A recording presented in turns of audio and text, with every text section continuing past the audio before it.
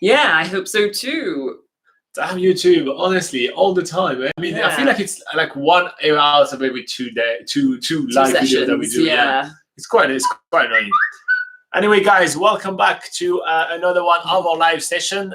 This is part 2 of this Sunday live session, just because YouTube has decided to just be annoying. It just decided to switch off our camera and switch off the just switch off everything and be like, nah, we're not doing it anymore. Yeah. So we were talking about Kaikoura because we had a question from Jan, I think, and so Jan was asking about doing a day trip into Kaikoura. So the first tip that we gave him was to make sure to actually have the time to do enough. So if you're driving yourself, make sure to get there really early and do the first whale watching possible, just so you have more time for the rest of the day.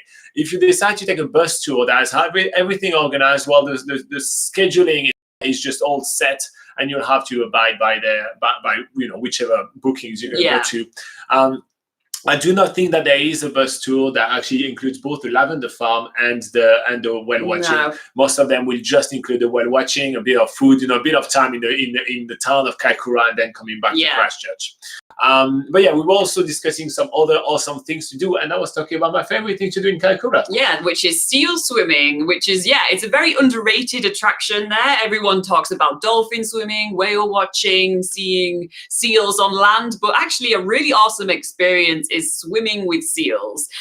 They are super interactive in the water. They're really curious, and it's actually, it's completely safe to swim with seals in the water, because if they're bothered by you, they just swim away, so it's fine.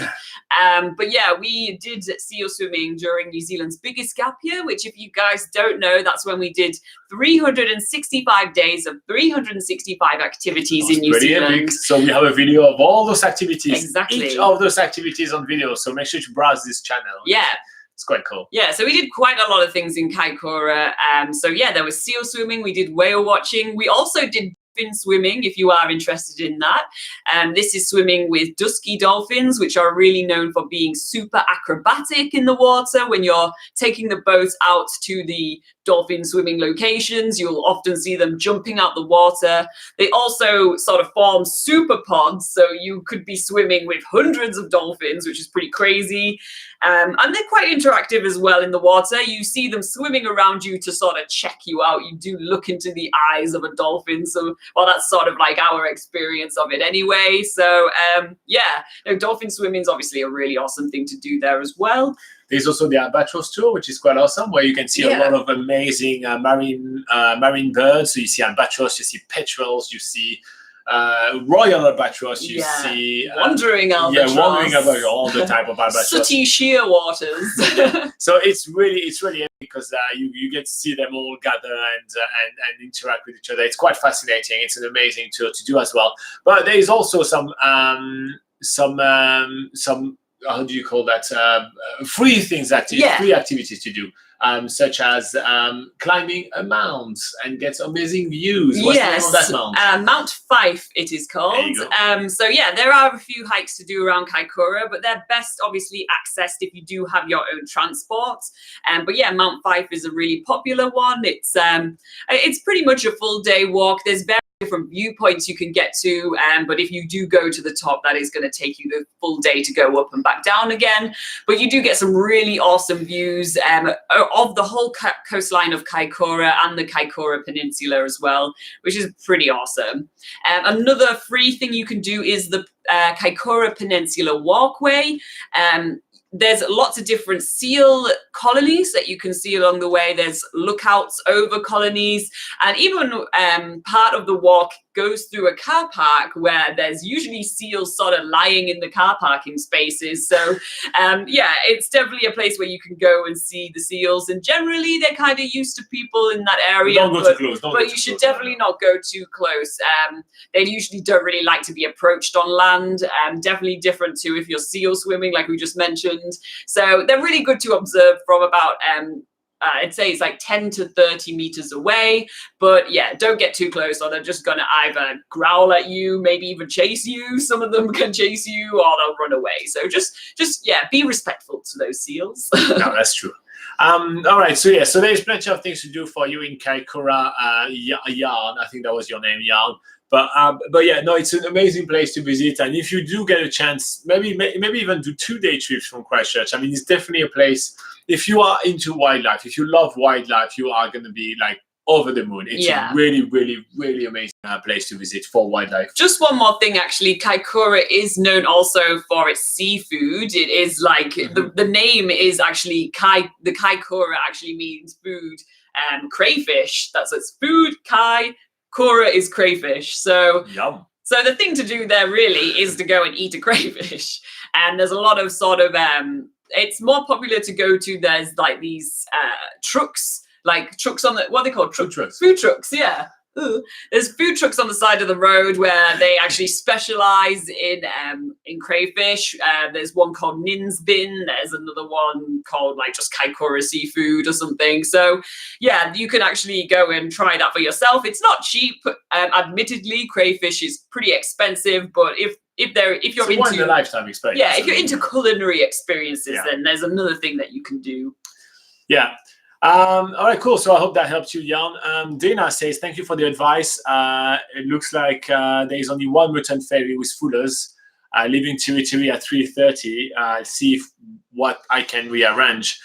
I think there is another return because they drop a lot of people. They drop a lot of people in the morning. So the ferry has to come back. So I'm pretty sure you also have a return in the morning. But yeah, Dina, make sure you ask. I mean, a lot of the camper van agencies allow kind of after hours pickup and all of that. So especially at the airport as well, because obviously flights are coming like throughout the whole day, and night. So yeah, so you should be able to rearrange something at least with the camper van company. Yeah, no, I don't think that should be too much of a deal. But yeah, you have to consider also that because you want to do it to go from Auckland city centre to the airport, which is basically going from the CBD where there is all the businesses, going to the suburbs. At the time when people leave work as well. So this is literally when all the traffic, that's literally the worst time to drive, like we usually say between 3 to 6, don't drive, just do something else. So yeah, it's just the bad timing, right? Yeah. But Tiritiri Matang is amazing. So you're going to have an amazing time. Please try to find all the solution rather than not going. Because Tiritiri is really amazing.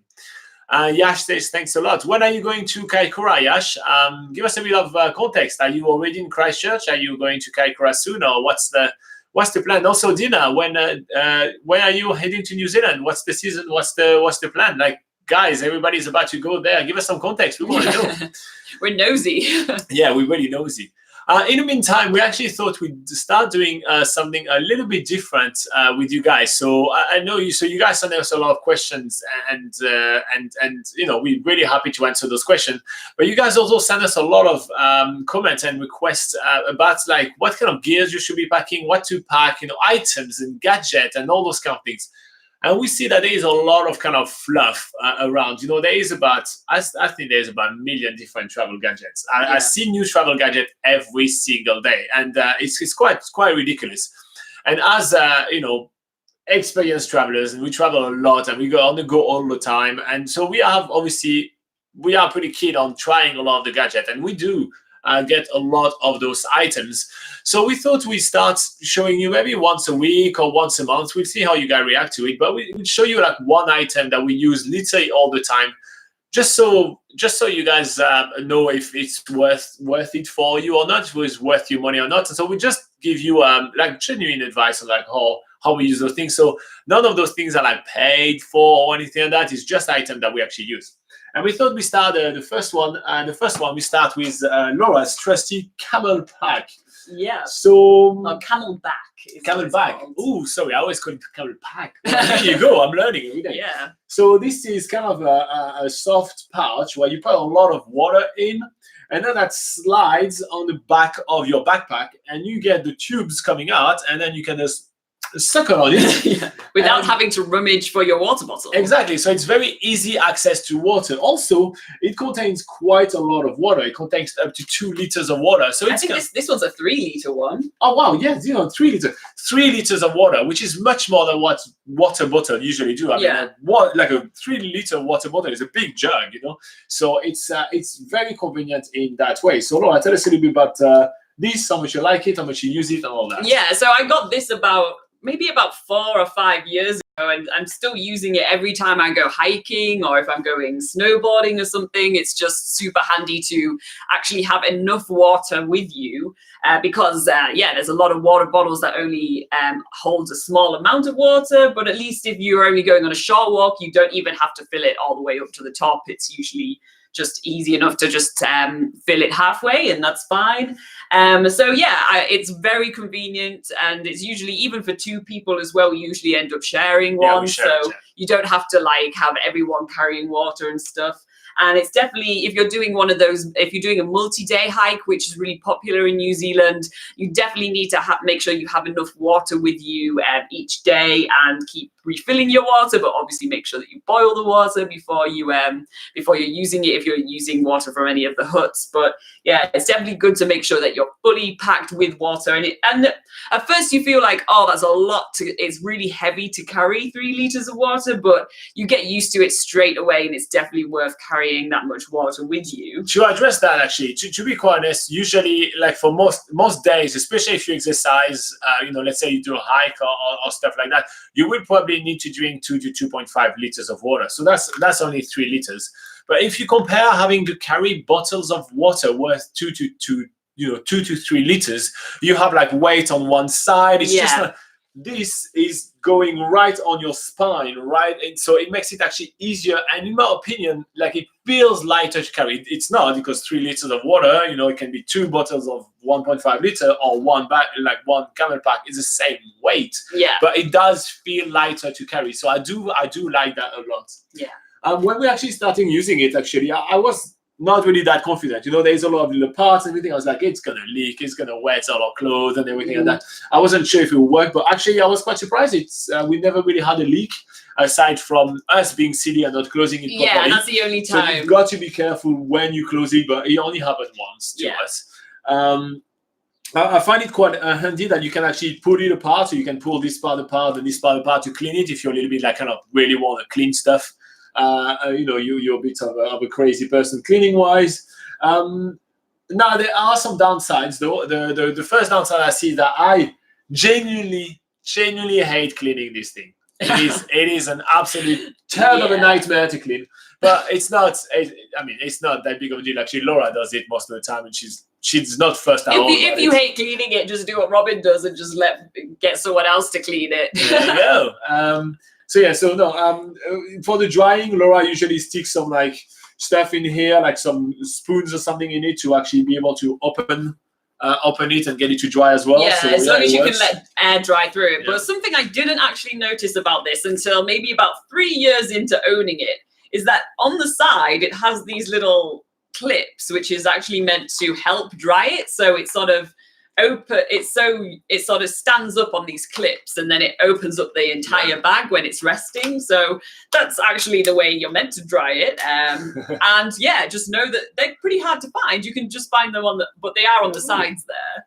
Interesting. I actually never noticed. Yeah, I know. It's actually really hard. If you don't know they're there, then it's easy to miss them.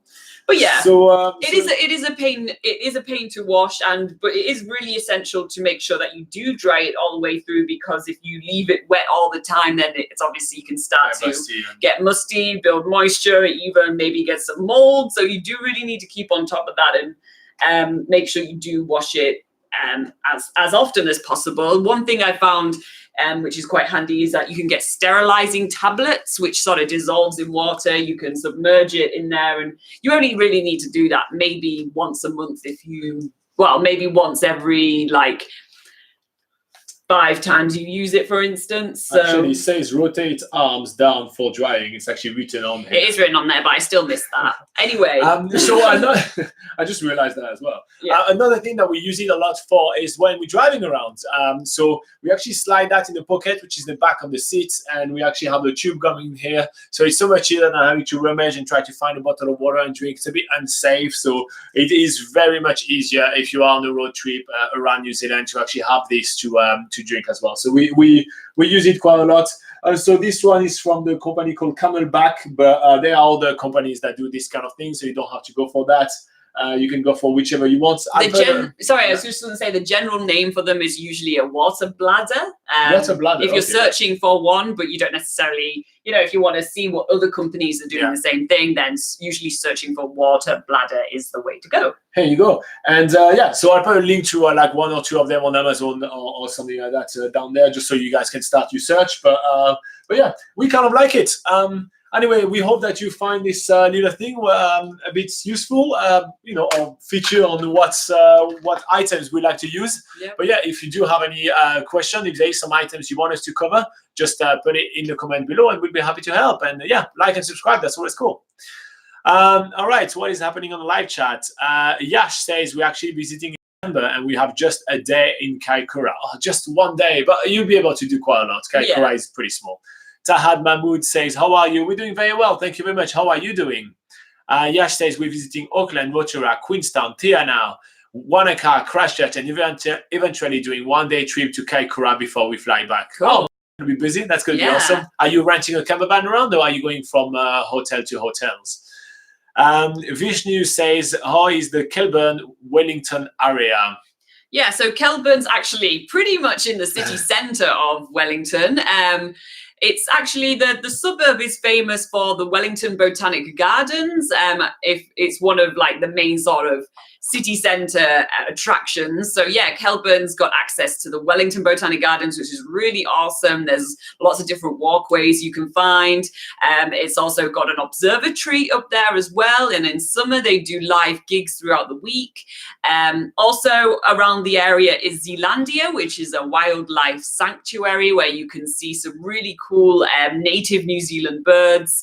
And also it's home to the cable car, which is a historic transportation method in Wellington. So to use the cable car, it's really cheap. It's usually just a fun thing to do to get up into the Botanic Gardens. And yeah, that's pretty much Kelburn in a nutshell. But just know that Kelburn really is pretty much in the city centre of Wellington. So if you're searching for things to do, you just need to search like things to do in Wellington, and you will find stuff that's close to Kelburn. There you go. I hope that helps you out, Vishnu. Dana says, we're hoping to see curry trees in all the forest, but won't be able to go far northlands.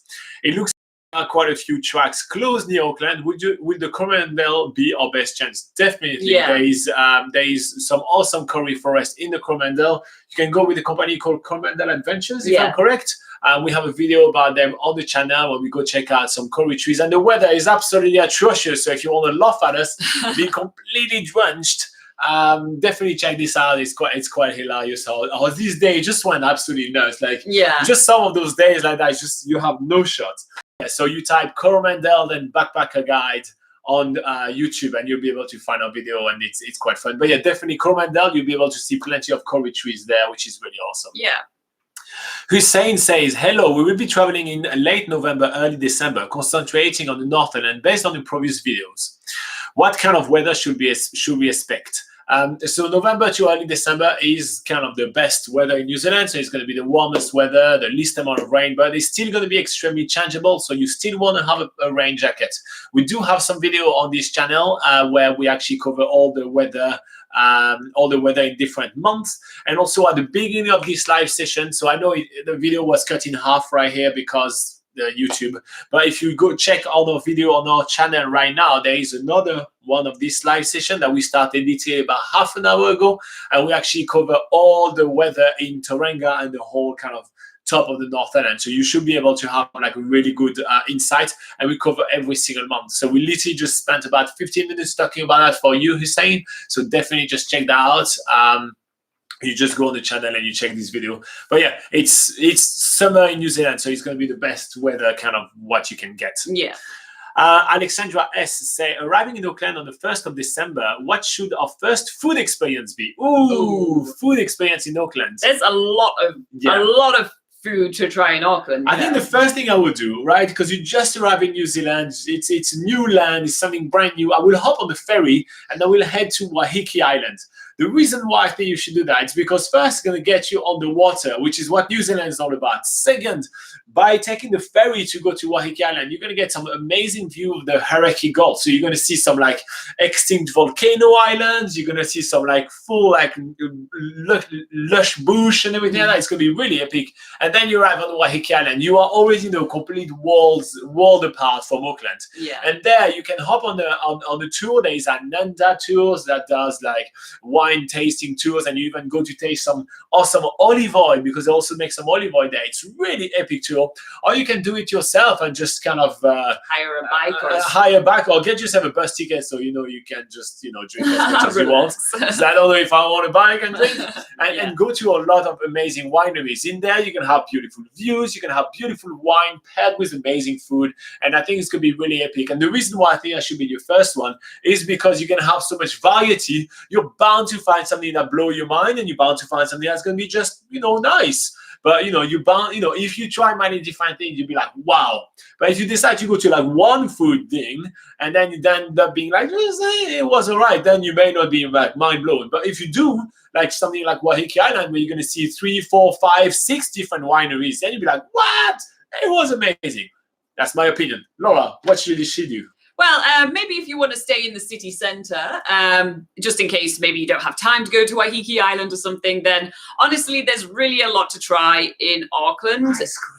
I was going to say, but there is a really interesting ice cream parlour called, is it Giappo's? Giappo's ice cream parlour, where they do really creative pieces of art on your ice cream. There's like chocolate ice cream with that looks like an octopus with tentacles. There's what's it called? Hokey Pokey ice cream, which is honeycomb ice cream, and it's sort of a New Zealand sort of. It's good. Yeah, a type of ice cream that is very Kiwi, and so that's definitely a really good like dessert place to go and check out. But if you want to try maybe something Maori, then there is a place called the Maori Kitchen, which do sort of hangi style food, so and using ingredients that Laura, what is hangi? Hangi is just in case you don't know, I'm just saying it like everyone knows what that is. But hangi is you got the hint. is food that has been slow cooked in an underground oven for many hours, and is usually involving sort of root crops like sweet potato, carrots, that sort of thing, and also meats as well. And it just sort of makes a really sort of earthy tasting food, which is like really tender because it's been slow cooked. So yeah, that's to get that sort of like style of food there. Like I said, there's a place called the Maori Kitchen, so there's that sort of thing to try as well. But there's really like a lot of different like international foods across Auckland. So you can go to steakhouses, you have Korean food, Chinese, Japanese, French cafes, all sorts of things. Yeah. All right. So yeah, Alexandra, we just gave you way too much to choose from. So good luck with that. Have fun. Tony says camelbacks are good.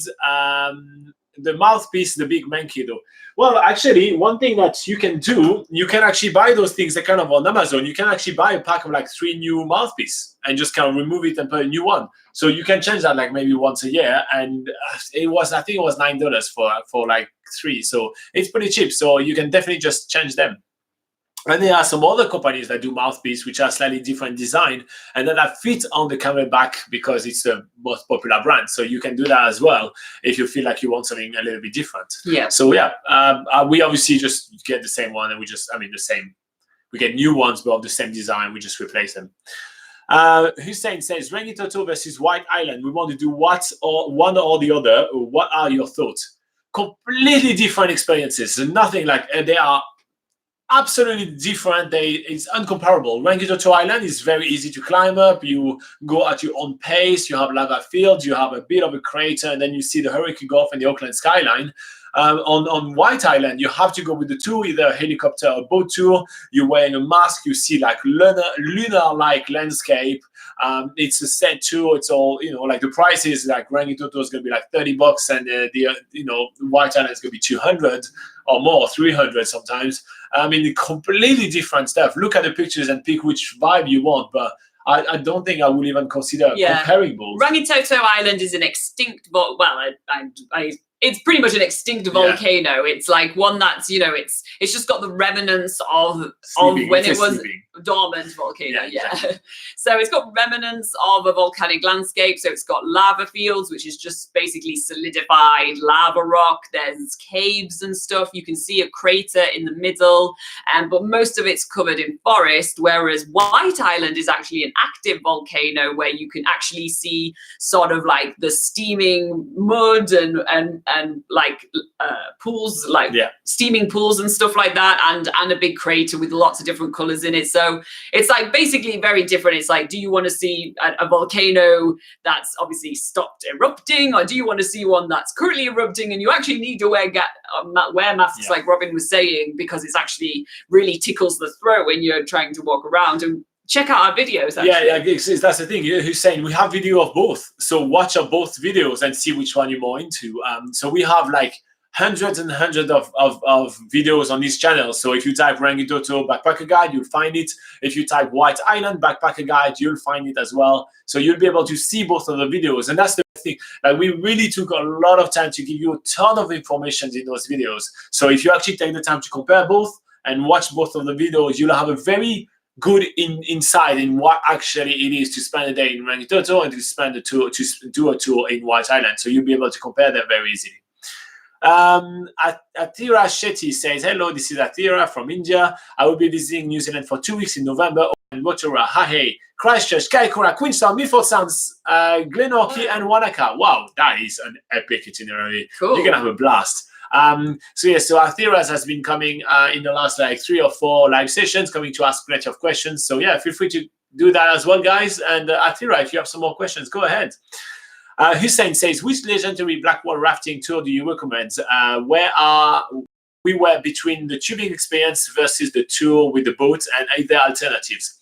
There are plenty of options in Waitomo. The best thing to do is to go on BackpackerGuide.NZ and type on the search bar Waitomo. And in there, we actually have plenty of guides where we describe all different experiences and all those kind of things. But yeah, in short, the Blackwall rafting or other caving tours. So you have like the legendary Blackwall rafting company, but you also have a really cool company called Waitomo Adventures, which goes to different caves, and it's really epic as well. So you should definitely try those guys as well. And yeah, so you have different kind of tours. Those things, they're more like kind of epic. So it's caving. So you wear a wetsuit. You're gonna be, you're gonna be in the water. You're gonna be in darkness. You're gonna be climbing and going, through rapids and everything. It's gonna be quite epic.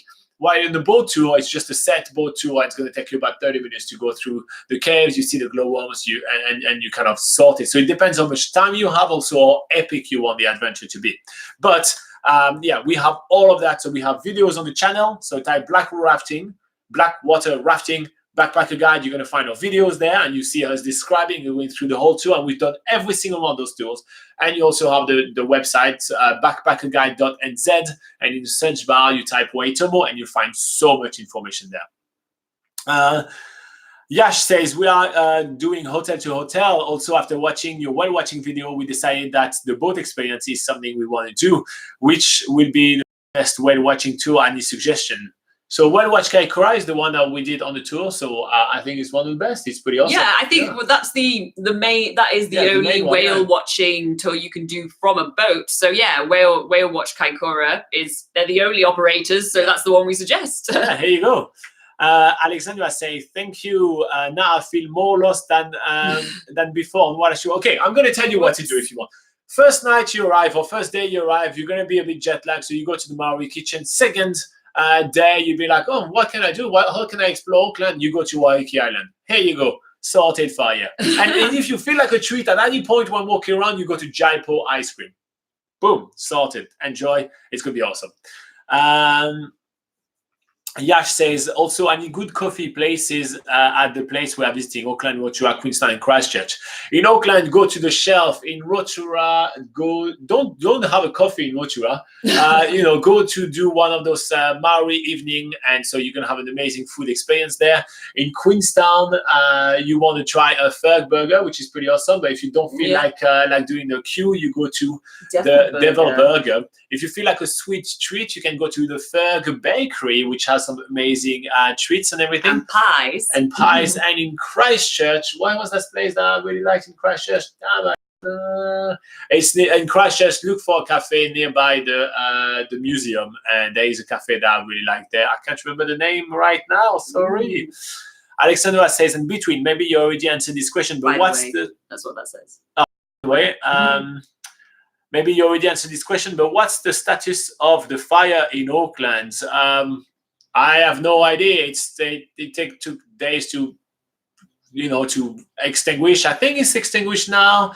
Heard anything more about it? So I mean, it took them 3 days to extinguish it. I think that's enough.